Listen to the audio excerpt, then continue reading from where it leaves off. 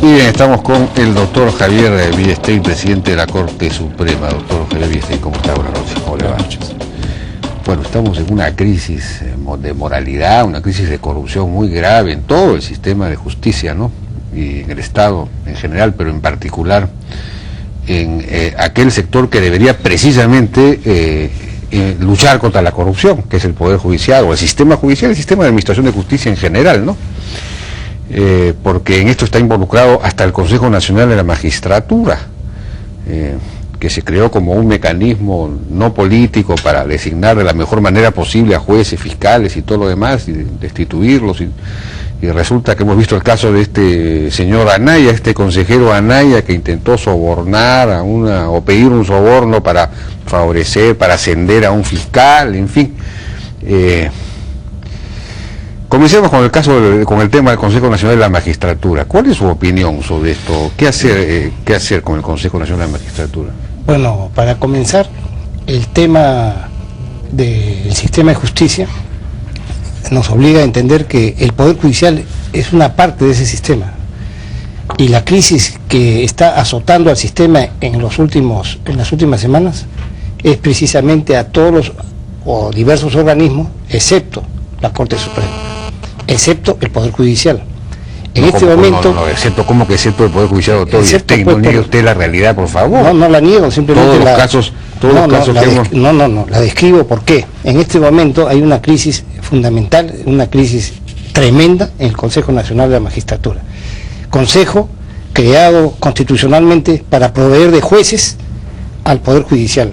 El Poder Judicial, en lo que al Poder Judicial propiamente concierne, está actuando con estándares que los organismos internacionales como CEJAS reconocen, que estamos alcanzando niveles óptimos en una pluralidad de índices. Sin embargo, nosotros no podemos trabajar con un 56% de jueces provisionales.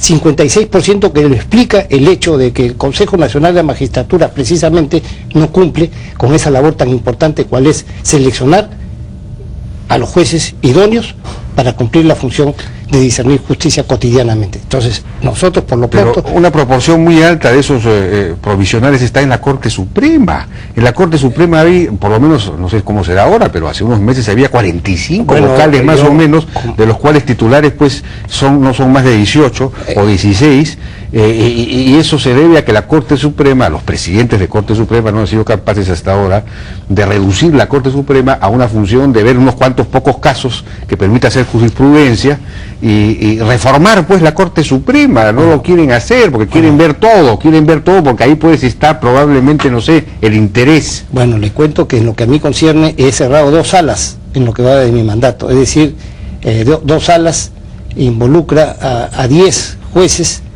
¿no es cierto? 5 por sala. 2 salas han sido cerradas. ¿Cuántos vocales supremos hay en este momento entre provisionales y...? En este momento debemos tener, bueno, en general, de 1.372 jueces, que son el 56% de la totalidad de jueces, son provisionales a nivel nacional. Esto significa muchas cosas. Significa, por ejemplo, que por la provisionalidad misma no rinden lo mismo, demoran en las causas, amarran pero la provisionalidad, un juez provisional de todos modos es un juez que ya ha sido nombrado, ya ha sido designado, solamente que está provisionalmente en un nivel que no es superior al normal. O sea que no tiene el problema de la inestabilidad.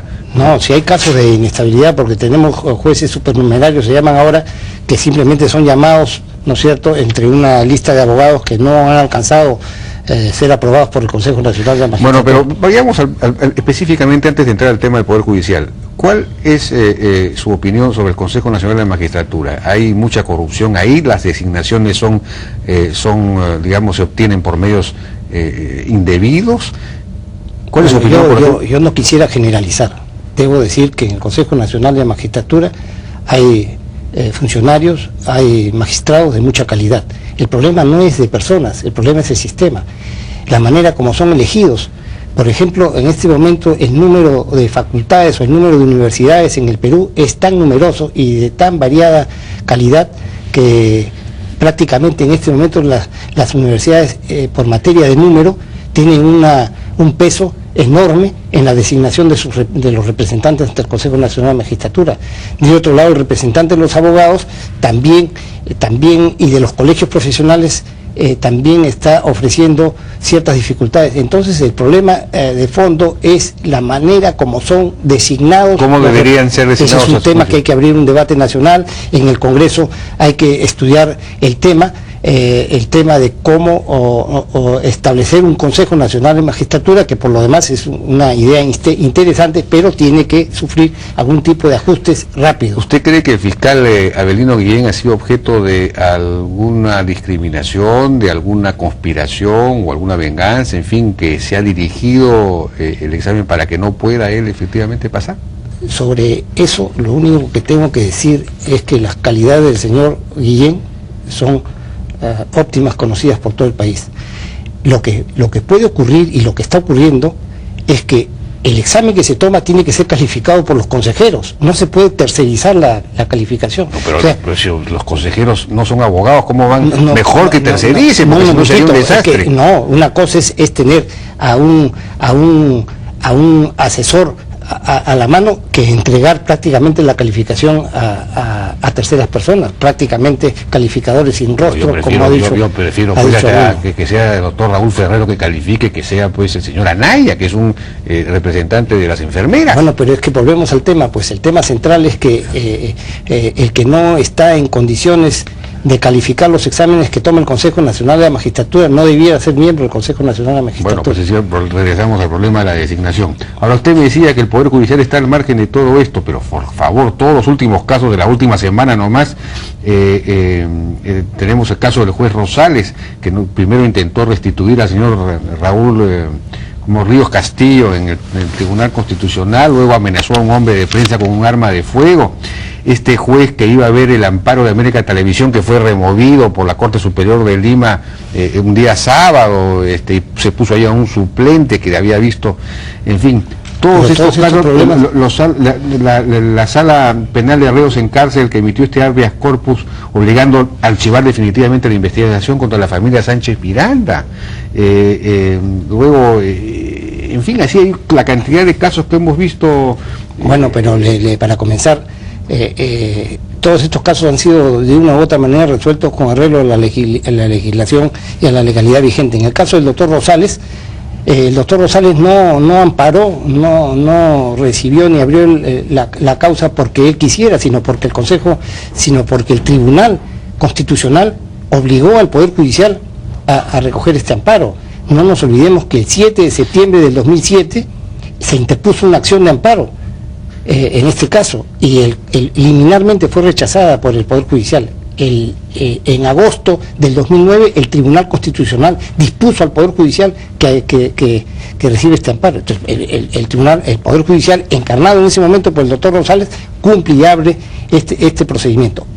El doctor Rosales pone una acción o abre una cautelar, porque prácticamente es la sugerencia del Tribunal Constitucional, y esto suscita tal pluralidad de reacciones adversas que el mismo doctor rectifique, corrige, en salvaguarda de la tranquilidad del entorno. Entonces el Poder Judicial resolvió. Entonces, ¿qué quedó el pronunciamiento del Tribunal Constitucional? ¿Ha desacatado el juez Rosales? No desacatado, simplemente este asunto está siendo visto en este momento, el fondo, el tema, porque lo que se ha paralizado es la cautelar, pero el tema de fondo sigue siendo... Bueno, pero este señor es una persona que amenaza con una pistola a un periodista, este asunto está siendo investigado por el OGMA, se está viendo el asunto, y bueno, el doctor Rosales ya ha explicado las razones que motivaron su reacción. Es un tema en todo caso que tiene que ser investigado, que tiene que ser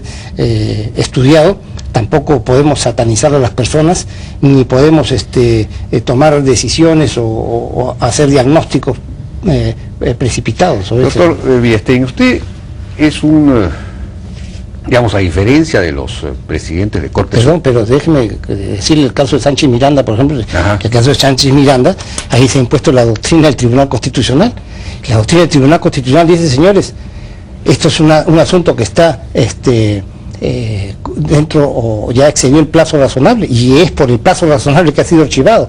Mejor dicho, el Tribunal Constitucional ha impuesto desde el caso Chacón una doctrina que está produciendo este tipo de consecuencias. No, pero en el caso Chacón fueron 9 años, aquí estamos hablando de Por 2 años, por eso. menos una serie de meses en que estuvo suspendida por acción del propio, digamos, abogado defensor de los Sánchez Millán. O sea que en realidad no había, esa justificación, ese pretexto del plazo no era